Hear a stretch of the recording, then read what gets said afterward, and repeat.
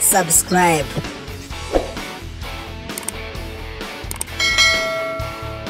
ALL-MINIG update. Reka tubasuhuze kandi tubifurize ibihe byiza mwe mukurikiranye channel yacu ALL-MINIG update. Basuhuza ni Samson nk'ibisanzwe. Kituzanye muri iyi video nkuko mubibona tuje kuri mining ya B network ariko noneho dukora KYC. Ukurikiye iyi video usabwa gukurikira uburyo KYC ikorwa first of all. Mbere na mbere muri video iheruka naberetse ibintu bisabwa kugira ngo umuntu akore KYC ya B network. Muribuka ko naye naberetse ko umuntu agomba kuba yabanje gusetinga cyangwa se gukora iyi account security. Iyi ngiyi murayibona hano neza cyane.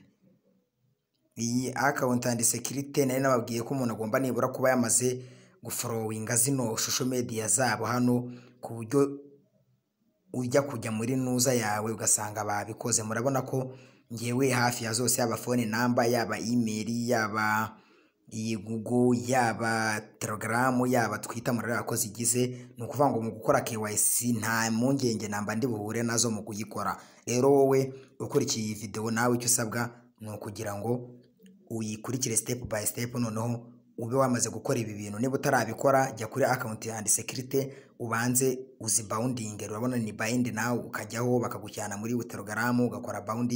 Iyo bisoje wemerwa nibura utuntu tune, niko bavuga ko nibura ugomba kuba wakoze izi verification ebyiri z'imbere, yaba phone number na email, noneho na hasi ukaba ufitemo nibura 3 ufollowinga. Tudatinze rero katwebwe muri iyi video tuje kwirebera ukuntu KYC ikorwa. KYC rero icyo ukora urayikandaho, murayibona ko ihari. Ku muntu igize amahirwe ukayijyaho igafunguka, murareba ko KYC irahari. Kubihari rero murabona ko akambere ngo to complete your KYC. Yes, ndakeka muri kubibona.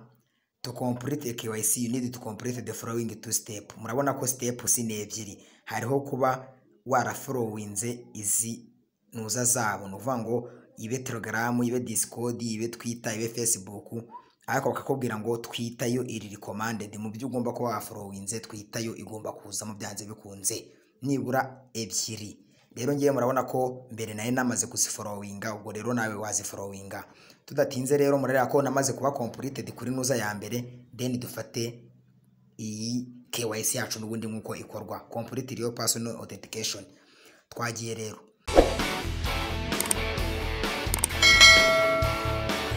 Yes, twakomeje. Murabona ko nyine tugiye gukora KYC, turakanda continue nk'ibisanzwe. Murayibona hano hasi kugira ngo dukore KYC. Twayikanze hano baratwereka guselecting igihugu cyacu. Murabona ko aricyo kiriho please select nationality. Hano ubwo nuhagera wowe uraselectinga igihugu cyawe bitewe naho herereye. Ngi ubundi giye gushaka u Rwanda. Waye utarakora subscribe wayikora wowe ukurikiye iyi video, kanda kuri iyo buto iri munsi yawe ukora subscribe. Mu gihe tukiri gushaka igihugu duherereyemo nawe urahitamo igihugu ukurikije cyo urimo. Ubonye kiri gutinda urana searchinga. Murabona search iriho, nanjye reka searchinga kugira ngo nyibone Rwanda. Murabona ko bahise bakima, namaze kugishyiramo then continue.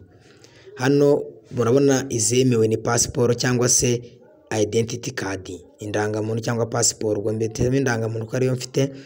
Tukigera hano murabona baratwereka gufuringamo amazina ahura n'ayari ku cyangombwa washyizemo. Ubwo amazina ndashyiramo yahura n'ayari ku ndangamuntu nk'ibisanzwe. Yes, indangamuntu, nimero y'indangamuntu ubwo wowe urayishyiramo nawe yawe. Ubwo nanjye reka nshyiremo iyanjye nkuko nyifite.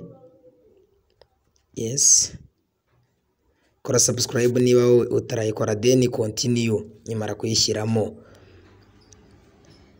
Nitugera hanga rero ubu tugeze gukora cyangwa se gufotora indangamuntu. Continue, dushyiremo indangamuntu yacu.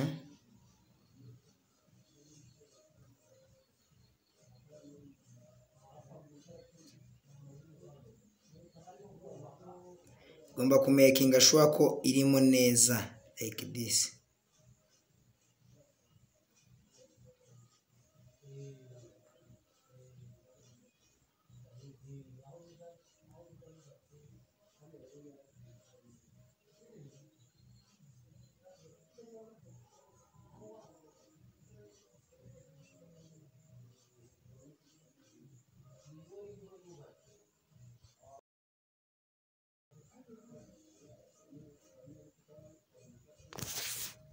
yes, dukande continue.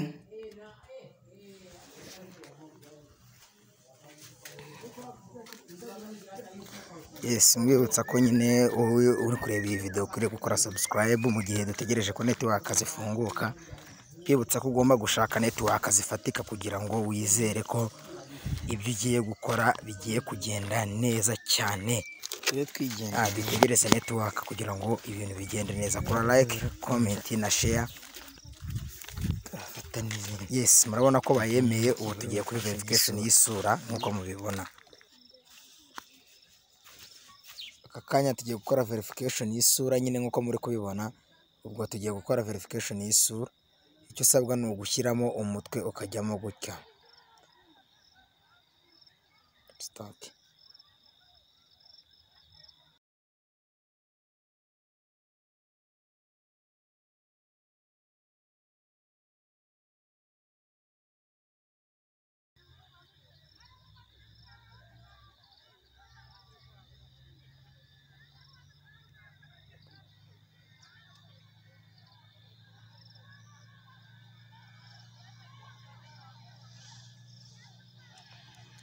Dukora ni upload nyine tukemeza. Ikeka muri kubibona neza cyane. Bigende.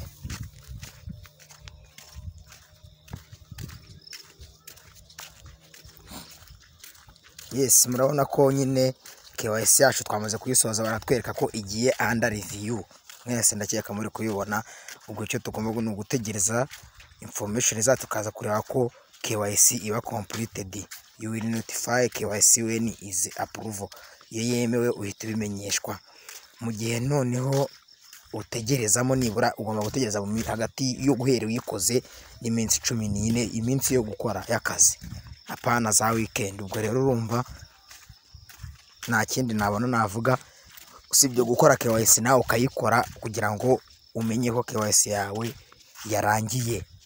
Icyo ukora rero ukanda got it ugategereza ko KYC yawe ijya muri review nkuko mubyibone. Murabona ko nako bakavivuye ko tumaze kuyikora isigaye iri under review. Ndabashimiye cyane rero mwebwe mwabashe gukurikira iyi video. Kora subscribe niba utarayikora, kora share, utere comment. Niba hari ikibazo ufite wibaza, hari nimero ya WhatsApp tubaha muri description, watwandikira. Hari link ya group ya WhatsApp ALL-MINIG-UPDATE wakurikiraho amakuru bitakugoye. Ndabashimiye cyane rero mwe mwakurikiye iyi video. Kora subscribe niba utarayikora.